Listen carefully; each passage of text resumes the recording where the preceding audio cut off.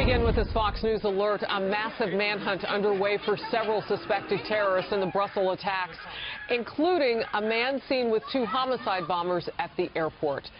And we are waiting to hear directly from President Obama at a joint news conference in Buenos Aires with the president of Argentina. You can see it's already started, but President Obama is set to speak next. We're monitoring this, and we'll bring you the news from there immediately as it happens. This is Outnumbered. I'm Harris Faulkner. Here today, Andrea Tinteros, the news editor for townhall.com, Katie Pavlich, commentator and national spokeswoman for the Libre Initiative, Rachel Campos-Duffy, and today's hashtag One Lucky Guy, also from Town Hall, political editor Guy Benson. What a guy. He's outnumbered, and we welcome you back. Good to see you. It is a delight to be here, as always. Well, we have a lot going on right now. We're going to get right to it. Glad you're here for that. As we await to hear directly from President Obama, I'm going to look off to the side yet. He has not started talking. There are some fast-breaking developments coming out of Belgium. Authorities say several people possibly linked to the deadly attacks on Brussels are still on the run, including the man in white seen on that surveillance video at the airport on the right of your screen. He's seen here with one of the 2 brothers from whom prosecutors say were involved in the attacks on the airport and subway. That suspect fled, leaving behind a large bag at the airport before the 2 explosions. The prosecutor says that bag turned out to have the heaviest load of explosives of all. It blew up later when the bomb squad was there, but no one was hurt in that.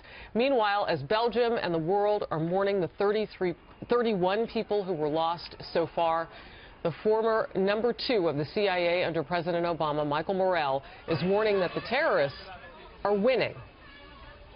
They are growing rapidly in the rest of the world. Probably have more territory today around the world than they did at any time. And they've conducted now attacks in Paris, San Bernardino, and now in Brussels. So I would say they're winning, right? They're winning, and we're going to have to find additional approaches to try to undermine them.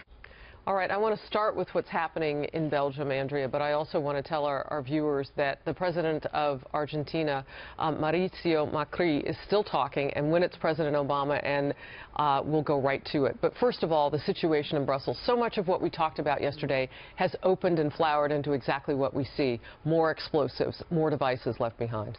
And it seems that they're winning, that's absolutely right, in every theater of war that we look at, from Syria to Libya to how they've penetrated and infiltrated European countries.